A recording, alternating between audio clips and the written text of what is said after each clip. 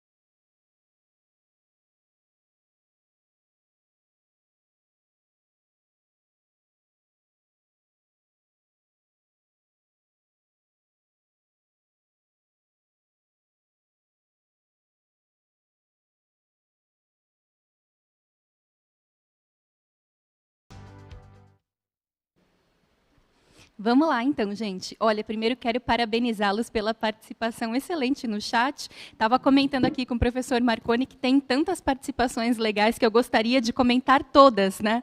Mas, dada a limitação do tempo, eu selecionei aqui algumas. Então, olha, professor, várias vezes apareceu o seguinte, natural do ser humano é a nossa capacidade de pensar, Legal. Nosso pensamento, que em certa medida nos diferencia, né, do restante do reino animal.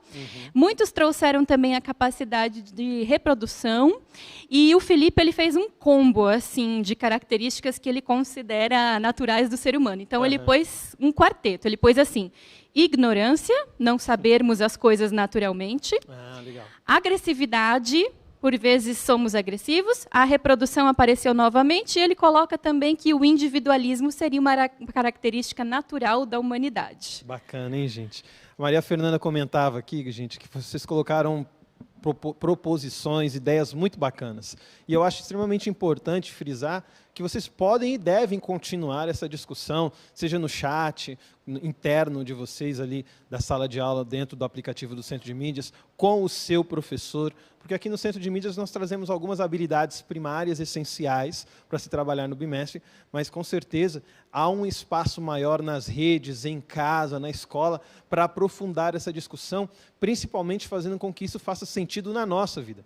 Quando a gente fala aqui de natureza e cultura, nós somos produtores da cultura. Vocês tiveram aula de sociologia agora, né? E falava-se dessa questão da socialização, como que a socialização é um elemento que nos faz internalizar a cultura, só que, ao mesmo tempo, nós somos parte da natureza. E entender como a gente integra a natureza e como a natureza age em nós é extremamente importante, para que a gente tenha uma vida cada vez mais em desenvolvimento. Falado disso, é muito importante a gente conceituar alguns termos. E, nesse sentido, nós vamos começar agora com algumas concepções de natureza. A palavra natureza, ela não é uma palavra que tem um único sentido, um único significado. Tanto é que nas interações do chat, muitas vezes a gente entendeu e até respondeu de acordo com a concepção que a gente tem inicialmente do que seria a natureza. A primeira concepção que eu quero trazer para vocês é aquela ideia de natureza como dimensão física da realidade. Ou seja, natural é aquilo que é material, aquilo que é palpável, aquilo que é concreto. Não é à toa que os primeiros filósofos, os pré-socráticos, que são conhecidos aí como os filósofos da natureza, estudavam um elemento chamado physis, que é o elemento que deu origem, inclusive, ao termo física, né? Então, essa ideia de estudar o material, de conceber o natural, o físico, o material, é uma das concepções de natureza, o mundo palpável, o mundo concreto. Uma segunda concepção que a gente pode trazer também para a ideia de natureza é o mundo natural como uma existência independente da ação humana. Então, o que é a natureza? É aquilo que o ser humano não colocou a mão e aquilo que acontece independente da ação do ser humano. A gente ouve muitas vezes a palavra natureza com esse sentido. A gente fala natureza intocável, né? A gente faz uma oposição homem e natureza com aquela ideia de que aquilo que o ser humano coloca a mão já não é mais natureza, e alguns vão atribuir isso, inclusive, à ideia de cultura, né? A gente tem uma terceira ideia também de natureza, que é a de um princípio que concede a vida e que rege tudo o que existe, né? Eu já tive os meus tempos de boleiro, digamos assim, né? Jogava bola na rua, né? Vocês, alunos, com certeza passaram por essa experiência de ficar com o pé preto, né? De tanto jogar bola descalço, o dedão do pé com aquela bolha, de tanta gente jogar bola. E a gente tinha uma expressão, quando a gente estava jogando ali com os outros amigos, tinha aquele cara que não tinha muita habilidade.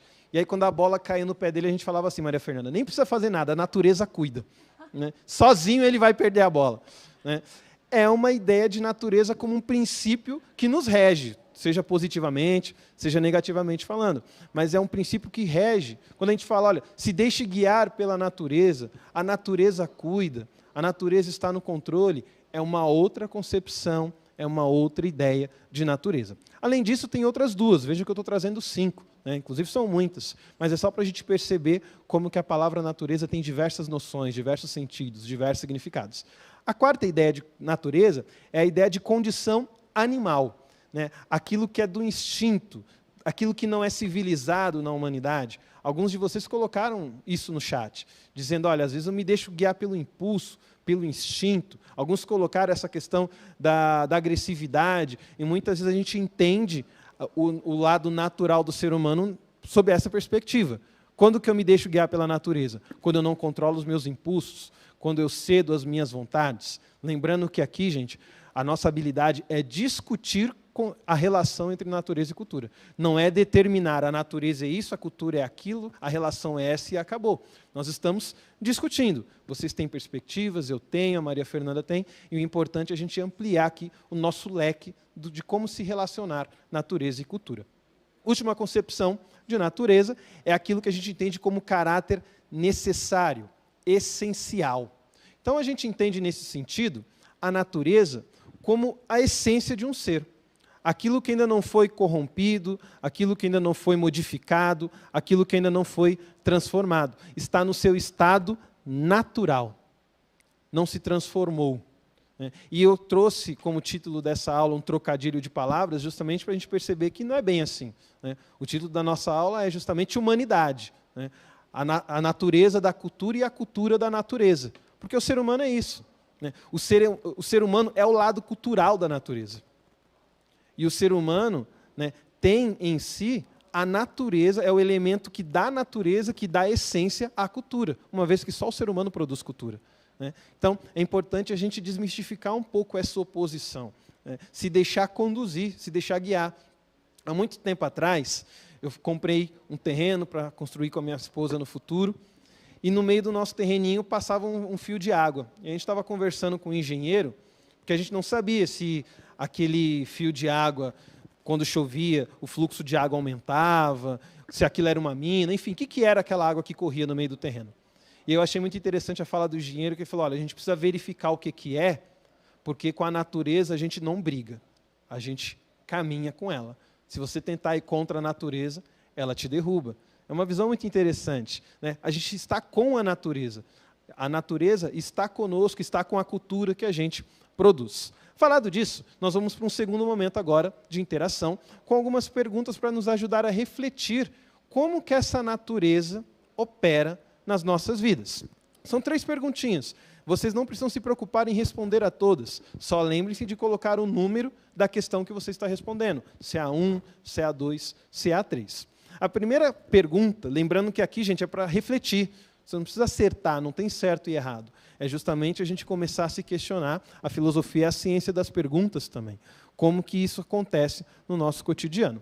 Então, a primeira pergunta diz assim: existem pesquisas fundamentadas sobre as capacidades cognitivas de animais não humanos, inclusive na elaboração de alguns padrões normativos, ou seja, existem pesquisas que mostram que os animais são capazes de, cognitivamente, elaborar padrões de normas, de regras, de leis.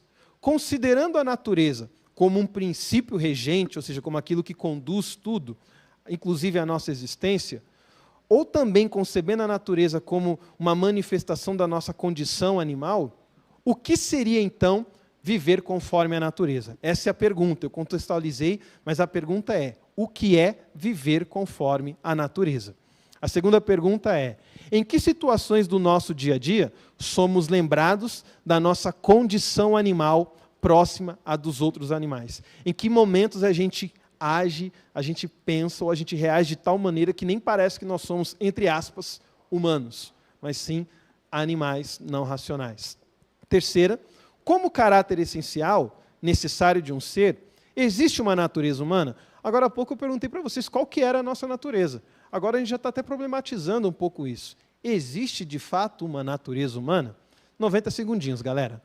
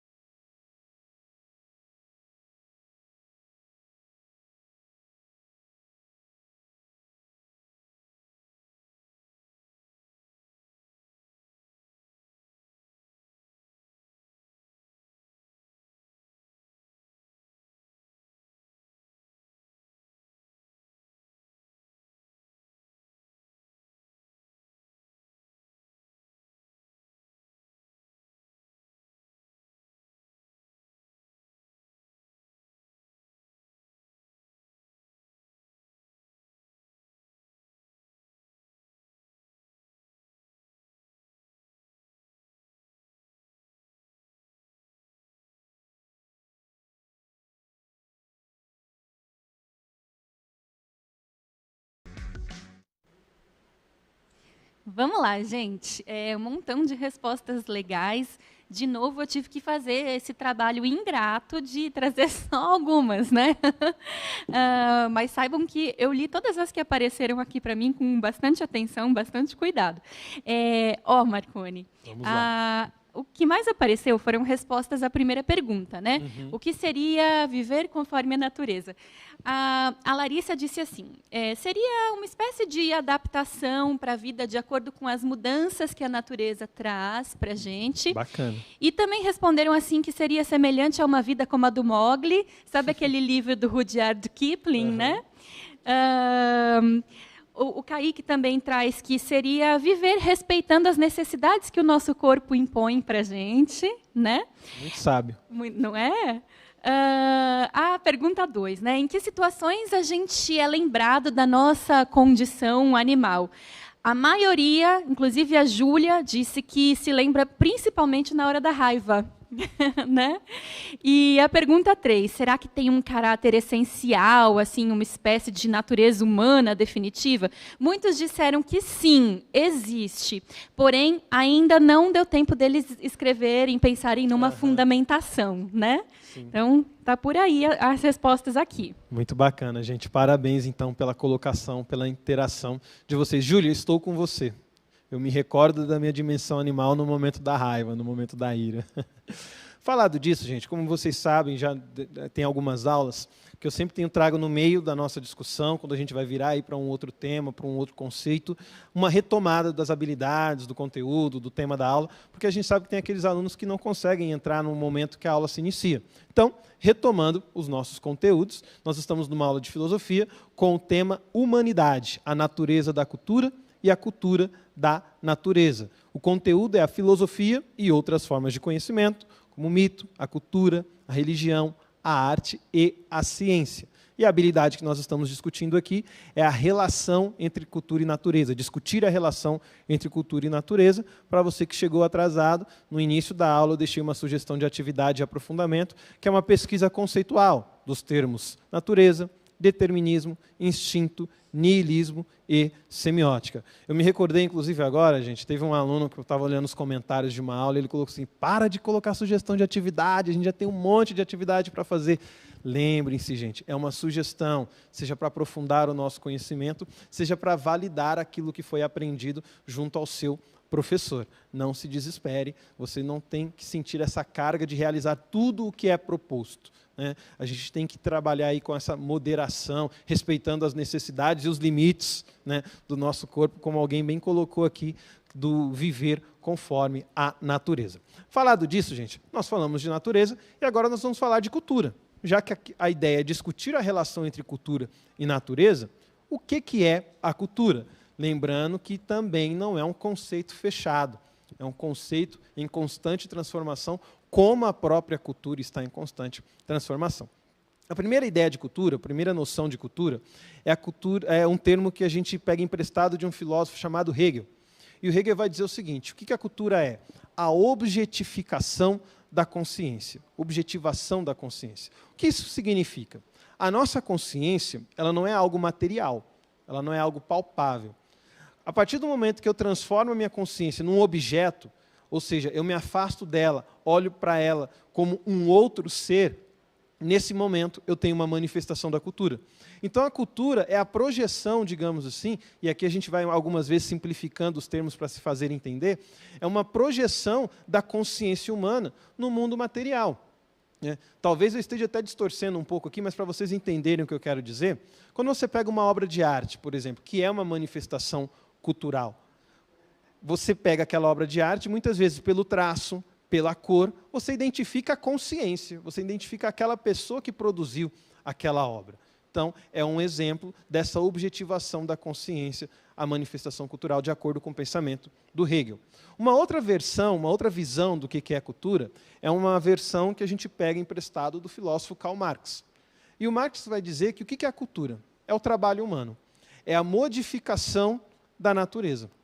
Quando o ser humano transforma, modifica a natureza, nós temos a cultura. E aqui a gente já percebe como que essa relação é intrínseca, como essa relação é amarrada. Porque se não tiver natureza, se for uma relação separada, você não tem o que trabalhar. O trabalho não ocorre, não acontece. Então, natureza e cultura estão extremamente entranhados, extremamente conectados, uma vez que a cultura, na visão do Marx, é justamente o trabalho humano sobre o mundo natural. Vejam que interessante. Continuando, além das versões do Hegel e da visão também do Karl Marx, nós temos, por exemplo, um outro pensador chamado Ernest Cassirer, e o Cassirer vai trazer a ideia de cultura como uma instituição de símbolos. Então, o que é a cultura? É a capacidade de simbolizar a vida. Então, em diversos aspectos e em diversos momentos, nós utilizamos signos, símbolos para dar um sentido ou para entender um sentido de uma coisa. A gente vai no banheiro, por exemplo, e às vezes uma cor, um formato, um desenho, já nos é suficiente para a gente saber em qual banheiro a gente tem que entrar. Lógico, aqui eu estou simplificando, diminuindo bastante para se fazer entender, mas essa construção simbólica ela é muito mais abrangente. Ela acontece na música, em diversas outras expressões artísticas, mas é uma outra forma da gente entender. Enquanto o mundo natural, nesta visão, não tem essa construção simbólica, o mundo cultural se caracteriza, na visão do Cassirer, justamente por isso, por essa capacidade de simbolizar, de dar um sentido para um gesto, para um objeto, para uma outra coisa. Por fim, nós temos a visão de cultura, de acordo com a concepção de Rousseau, que vai colocar que ela surge do contrato social, ou seja, do acordo, da convivência, do contrato, do acerto entre os homens. A Fabiana, professora de Sociologia, acabou de mencionar para mim que, na aula anterior, vocês perguntaram, e o Rousseau? No segundo ano, gente, a gente está trabalhando bastante Rousseau. Então, com certeza, vocês terão a oportunidade de ver isso mais à frente. Mas o Rousseau já traz consigo essa ideia de cultura como o momento em que o ser humano deixa a sua vida no estado de natureza, como os contratualistas costumam dizer, e faz um acordo para a construção da sociedade. E, por fim, nós temos uma última visão de cultura que eu trago aqui para vocês, que é a visão do filósofo romano Cícero. E o Cícero traz a ideia de que o que é cultura? É educação. E aqui, gente, a gente precisa lembrar que nós estamos em outro momento da vida, do tempo, da história. E por que eu coloco isso? Porque quando a gente olha, por exemplo, essa visão do Cícero, cultura e educação, a gente corre o risco de muitas vezes pensar, então quem não tem educação, não tem cultura. Sem falar que muitas vezes a gente confunde educação com escolarização.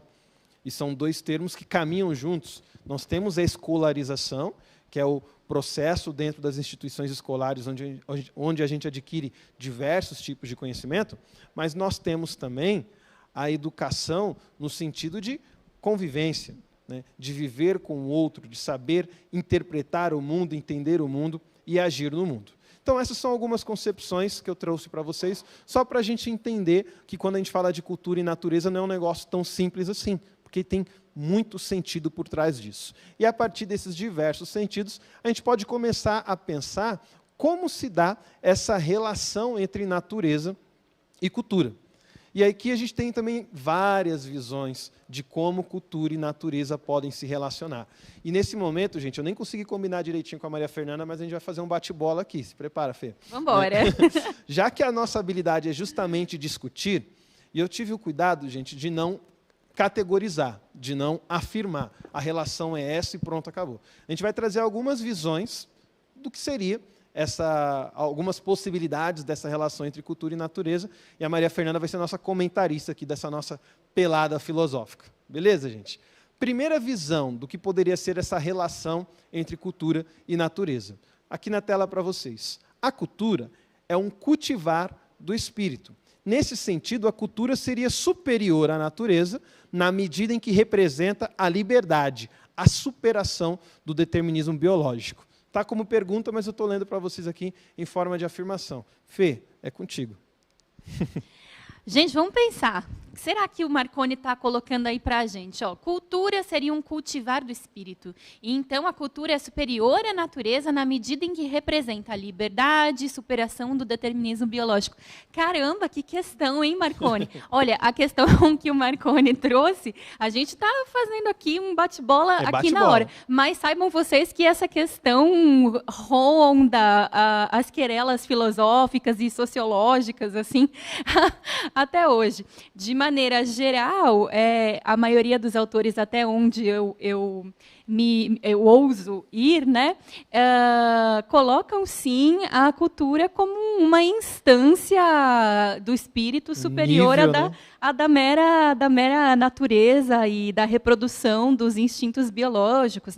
Se a gente for pensar, por exemplo, aí trazendo mais um autor para o debate, se a gente for pensar, por exemplo, no Freud, aí a gente tem já a cultura, inclusive, como uma espécie de castração mesmo dos nossos instintos naturais. Os Perfeito. Instintos de agressividade, as pulsões de morte. Então, eu diria assim, pega de bate-pronto, eu diria que sim, que é uma instância superior. Legal. Sim. Gente, a ideia aqui é justamente a gente trazer uma reflexão inicial, né? A Fê conseguiu muito bem trazer alguns filósofos aí, e é importante a gente pontuar, gente, como ela bem disse, que essa querela, essa discussão, ela avança. E você defender a posição A ou B não te coloca na frente ou atrás nessa discussão. Até porque ela não citou Freud, mas a gente sabe, por exemplo, um Nietzsche que era extremo defensor da dimensão animal do ser humano.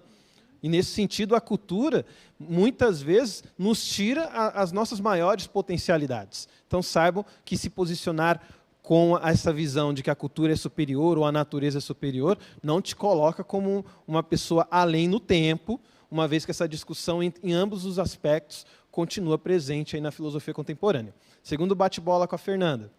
Está a cultura tão entrelaçada à natureza humana que nosso agir, o hábitos, é uma segunda natureza em nós? Em outras palavras, a cultura, na verdade, é uma segunda natureza ou ela é uma outra coisa? Vamos lá, Fê. Vamos pensar juntos aqui, gente. Vocês já conheceram algum indivíduo, algum ser humano que vive em sociedade, mas que não tem cultura? Quer dizer, será que a gente pode pensar que a cultura é uma espécie de segunda natureza que habita em todos nós? Porque, bom, se você vive em sociedade, obrigatoriamente você faz parte de uma determinada cultura, de uma forma que ela configuraria uma segunda natureza? Não sei, me parece que sim. O que vocês aí em casa opinariam sobre esse tema? O que te parece? Na minha percepção, gente, é uma segunda natureza, sim.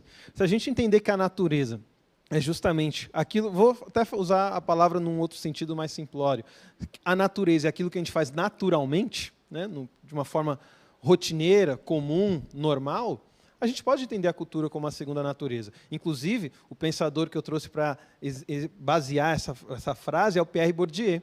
E o Pierre Bourdieu traz essa ideia, né, de que a cultura é uma segunda natureza. Ela se soma, se sobrepõe à primeira e vira uma nova natureza. E aqui a gente percebe como que natureza e cultura, então, estão extremamente entrelaçados. Gostei muito, gente. Pena que eu não consegui guardar o nome da aluna que colocou isso. Olha, a cultura, a gente também precisa aprender a respeitar os nossos limites e as necessidades do nosso corpo. E nós temos necessidades culturais também, porque natureza e cultura possuem uma relação única. Terceira perguntinha, gente, no nosso bate-bola. A cultura, olha o Nietzsche aí, pode representar uma negação da natureza e assim da vida? Vejam que a pergunta não é que ela representa, é se ela pode representar uma negação da natureza e assim da vida. Vamos lá, Fê. Vamos lá. Será que a gente conseguiria imaginar, a gente conseguiria aqui juntos pensar em alguma cultura de que a gente tenha notícia e que, em algum sentido, tenha práticas que parecem contrárias à vida? Práticas que parecem retirar da gente a nossa gana de viver, a nossa gana de ir em frente e acordar todo dia de manhã, enfim, será que tem alguma cultura que tem alguma prática? E a gente pode pensar na nossa própria, assim, que está mais cotidiana, que é mais fácil da gente identificar, mas a gente pode ir para longe também, tentar puxar pelo fio da nossa memória alguma prática cultural que nos dê a impressão de que nega a própria vida, nega a nossa própria pulsão de vida.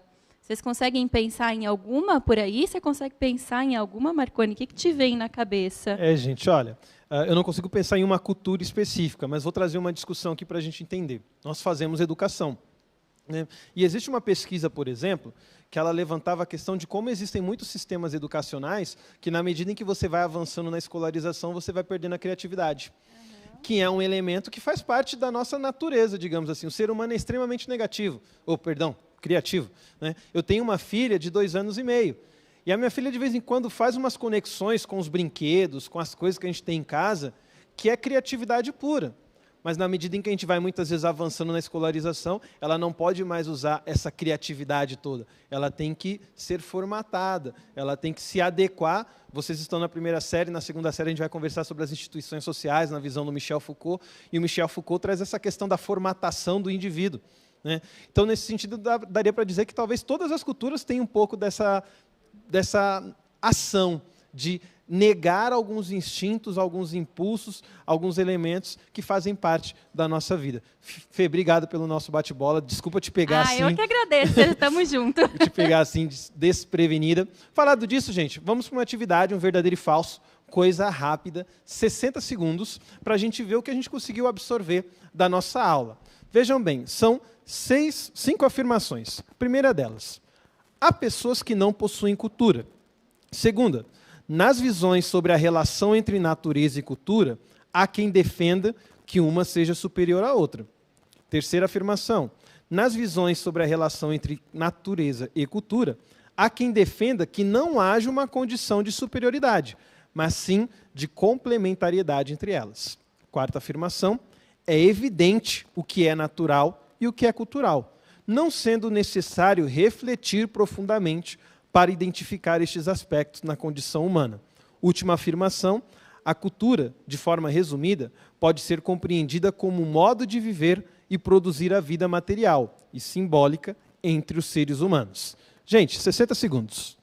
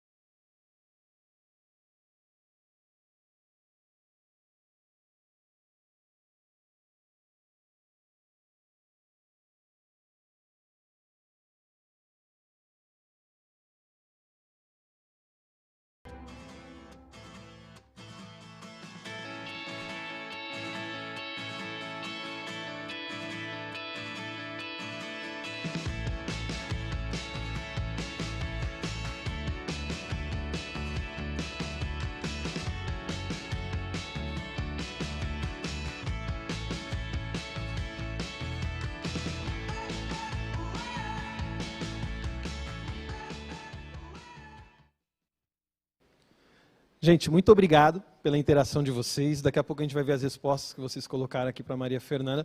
Só quero pontuar uma coisa muito importante. A Maria Fernanda estava mostrando para mim alguns comentários ali. Então quer dizer que você pegou a professora. Gente, eu e ela somos casados, cada um com seus respectivos cônjuges. Cuidado, senão vocês nos comprometem, tá? Por favor. Falado disso, mais uma vez agradeço a interação de vocês. Fê, como é que ficou esse verdadeiro e falso aí da galera? Vamos lá. Há pessoas que não possuem cultura. Maioria respondeu que é falso. Perfeito, gente, certinho. Nas visões sobre relação natureza e cultura, há quem defenda que uma seja superior à outra. A maioria respondeu que isto é verdade. Gente, muito bom. Na terceira, nas visões sobre relação natureza e cultura, há quem defenda que não haja uma condição de superioridade, mas sim de complementariedade entre elas. A maioria colocou verdadeiro. Muito bom, gente. É evidente o que é natural e o que é cultural, não sendo necessário refletir profundamente para identificar esses aspectos na condição humana. A maioria diz que isto é extremamente falso. Muito bom. E a última, a cultura de forma resumida pode ser compreendida como modo de viver e produzir a vida material e simbólica entre os seres humanos. Todos puseram verdadeiro. Nossa, gente, vocês estão gabaritando aí, hein? Parabéns pela colocação de vocês. Fico feliz. Sinal de que vocês conseguiram apreender o que a gente estava colocando. Galera, faltam menos de 90 segundos para a gente terminar a nossa aula. Por conta disso, eu tinha trago outras 2 sugestões de atividade que eu não acredito que a gente não vai ter tempo de compartilhar aqui com vocês. Nesse sentido, se você tiver condições, peça ao seu professor ou você mesmo. Existem mecanismos na Secretaria Escolar Digital, em outros lugares, onde vocês têm acesso aos nossos slides. E através desse acesso vocês conseguem ver o PowerPoint completo, ver as outras questões, as outras perguntas que a gente colocou, inclusive você, professor, também, caso você queira desenvolver essas outras 2 sugestões de atividade que a gente trouxe. Falado disso, quero deixar uma reflexão final que eu escrevi especialmente aqui para vocês, tá, gente? Entre aquilo que nos diferencia, nem tudo se trata de distinção natural. Talvez nada se trate disso.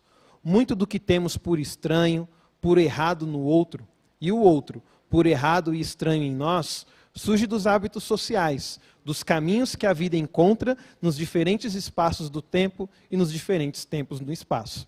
É da nossa natureza sermos diversos. Faz parte da cultura não deixar de ser humano. E é por isso que a gente precisa respeitar as diferenças. Obrigado, gente. Obrigado, Fê. Marconi, valeu. Excelente aula, pessoal. Espero que vocês tenham gostado. Foi uma delícia ter estado com você, Igualmente. com todo o pessoal aí de casa. E semana que vem, eu, Marconi e vocês temos um encontro marcado, beleza? Um beijo. Até mais, gente. Até mais.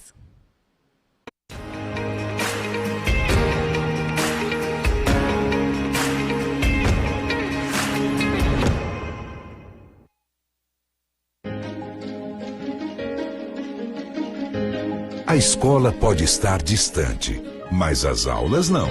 Por isso, o governo de São Paulo criou um aplicativo online de aulas com chats para todos os estudantes da rede pública de ensino durante a quarentena. O acesso à internet é gratuito e você ainda pode assistir às aulas ao vivo nos canais digitais da TV Cultura. Baixe o aplicativo e estude.